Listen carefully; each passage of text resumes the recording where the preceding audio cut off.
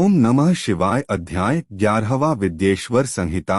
शिवलिंग की स्थापना और पूजन विधि का वर्णन।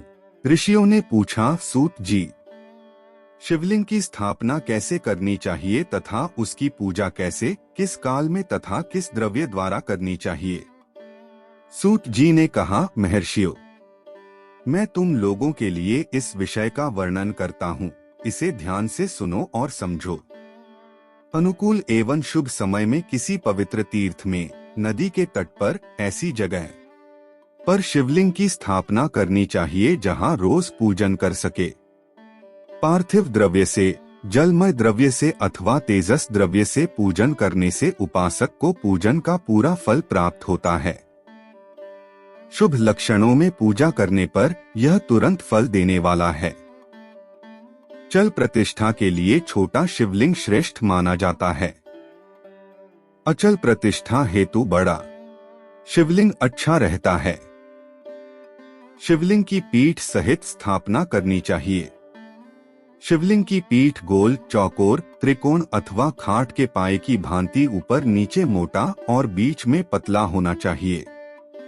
ऐसा लिंग पीठ महान फल देने वाला होता है। पहले मिट्टी अथवा लोहे से शिवलिंग का निर्माण करना चाहिए। जिस द्रव्य से लिंग का निर्माण हो उसी से उसका पीठ बनाना चाहिए। यही अचल प्रतिष्ठा वाले शिवलिंग की विशेषता है। चल प्रतिष्ठा वाले शिवलिंग में लिंग व प्रतिष्ठा एक ही तत्व से बनानी चाहिए। लिंग की लंबाई स्थापना करने वाले मनुष्य के 12 अंगुल के बराबर होनी चाहिए। इससे कम होने पर फल भी कम प्राप्त होता है, परंतु 12 अंगुल से लंबाई अधिक भी हो सकती है। चल लिंग में लंबाई स्थापना करने वाले के 1 अंगुल के बराबर होनी चाहिए, उससे कम नहीं। यजमान को चाहिए कि पहले वह शिल्प शास्त्र के अनुसार देवालय बनवाए तथा उसमें सभी देवगणों की मूर्ति स्थापित करे। देवालय का गर्भगृह सुंदर, सुदृढ़ और स्वच्छ होना चाहिए। उसमें पूर्व और पश्चिम में 2 मुख्य द्वार हों।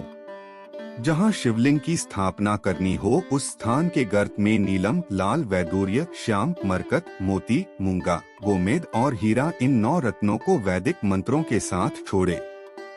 5 वैदिक मंत्रों द्वारा 5 स्थानों से पूजन करके अग्नि में आहुति दें और परिवार सहित मेरी पूजा करके आचार्य को धन से तथा भाई बंधुओं को मनचाही वस्तु से संतुष्ट करें। याचकों को सुवर्ण, गृह एवं भू संपत्ति तथा गाय आदि प्रदान करें। स्थावर जंगम सभी जीवों को यत्न पूर्वक संतुष्ट कर एक गड्ढे में सुवर्ण तथा 9 प्रकार के रत्न भरकर वैदिक मंत्रों का उच्चारण करके परम कल्याणकारी महादेव जी का ध्यान करें। तत्पश्चात नाद घोष से युक्त महामंत्र ओंकार ओम का उच्चारण करके गड्ढे में पीठ युक्त शिवलिंग की स्थापना करें। वहां परम सुंदर मूर्ति की भी स्थापना करनी चाहिए तथा भूमि संस्कार की विधि जिस प्रकार शिवलिंग के लिए की गई है उसी प्रकार मूर्ति की प्रतिष्ठा भी करनी चाहिए। मूर्ति की स्थापना अर्थात प्रतिष्ठा पंचाक्षर मंत्र से करनी चाहिए। मूर्ति को बाहर से भी लिया जा सकता है, परंतु वह साधु पुरुषों द्वारा पूजित हो। इस प्रकार शिवलिंग व मूर्ति द्वारा की गई महादेव जी की पूजा शिवपद प्रदान करने वाली है। स्थावर और जंगम से लिंग भी 2 तरह का हो गया है। वृक्ष लता आदि को स्थावर लिंग कहते हैं और कृमि कीट आदि को जंगम लिंग। स्थावर लिंग को सींचना चाहिए तथा जंगम लिंग को आहार एवं जल देकर तृप्त करना चाहिए। यूं चराचर जीवों को भगवान शंकर का प्रतीक मानकर उनका पूजन करना चाहिए। इस तरह महालिंग की स्थापना करके विविध उपचारों द्वारा उसका रोज पूजन करें तथा देवालय के पास ध्वजारोहण करें। शिवलिंग साक्षात शिव का पद प्रदान करने वाला है।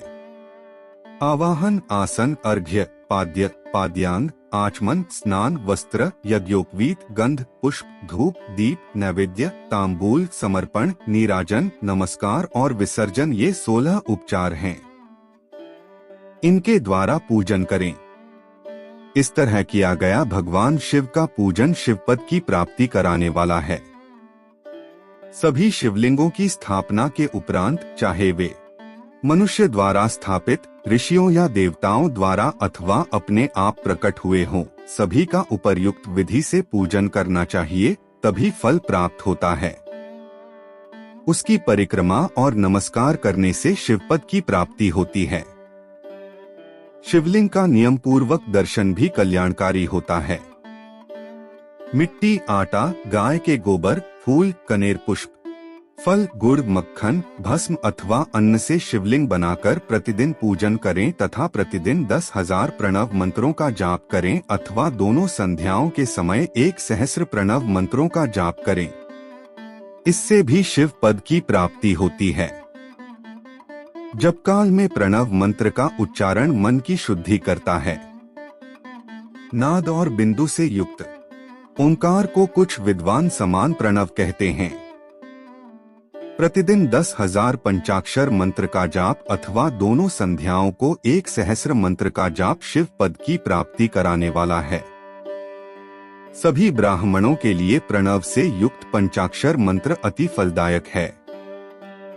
कलश से किया स्नान, मंत्र की दीक्षा, मातृकाओं का न्यास, सत्य से पवित्र अंतःकरण, ब्राह्मण तथा ज्ञानी गुरु सभी को उत्तम माना गया है। पंचाक्षर मंत्र का 5 करोड़ जाप करने से मनुष्य भगवान शिव के समान हो जाता है। 1, 2, 3 अथवा 4 करोड़ जाप करके मनुष्य क्रमशः ब्रह्मा, विष्णु, रुद्र तथा महेश्वर का पद प्राप्त कर लेता है। यदि 1000 दिनों तक प्रतिदिन 1 सहस्र जाप पंचाक्षर मंत्रों का किया जाए और प्रतिदिन ब्राह्मण को भोजन कराया जाए तो इससे अभीष्ट कार्य की सिद्धि होती है। ब्राह्मण को प्रतिदिन प्रातःकाल 1008 बार गायत्री मंत्र का जाप करना चाहिए, क्योंकि गायत्री मंत्र शिव पद की प्राप्ति कराता है। वेद मंत्रों और वैदिक सूक्तियों का भी नियम से जाप करें। अन्य मंत्र में जितने अक्षर हैं उनके उतने लाख जाप करें। इस प्रकार यथाशक्ति जाप करने वाला मनुष्य मोक्ष प्राप्त करता है। अपनी पसंद से कोई एक मंत्र अपनाकर प्रतिदिन उसका जाप करें अथवा ओम का नित्य 1 सहस्र जाप करें। ऐसा करने से संपूर्ण मनोरथों की सिद्धि होती है। जो मनुष्य भगवान शिव के लिए फुलवाड़ियां, बगीचे लगाता है तथा शिव मंदिर में झाड़ने बुहारने का सेवा कार्य करता है, ऐसे शिव भक्त को पुण्य कर्म की प्राप्ति होती है। अंत समय में भगवान शिव उसे मोक्ष प्रदान करते हैं। काशी में निवास करने से भी योग और मोक्ष की प्राप्ति होती है। इसलिए आमरण भगवान शिव के क्षेत्र में निवास करना चाहिए। उस क्षेत्र में स्थित बावड़ी, तालाब, कुआं और पोखर को शिवलिंग समझकर वहां स्नान, दान और जाप करके मनुष्य भगवान शिव को प्राप्त कर लेता है। जो मनुष्य शिव के क्षेत्र में अपने किसी मृत संबंधी का दाह, दशा, मासिक श्राद्ध अथवा वार्षिक श्राद्ध करता है अथवा अपने पितरों को पिंड देता है, वह तत्काल सभी पापों से मुक्त हो जाता है और अंत में शिव पद प्राप्त करता है। लोक में अपने वर्ण के अनुसार आचरण करने व सदाचार का पालन करने से शिव पद की प्राप्ति होती है।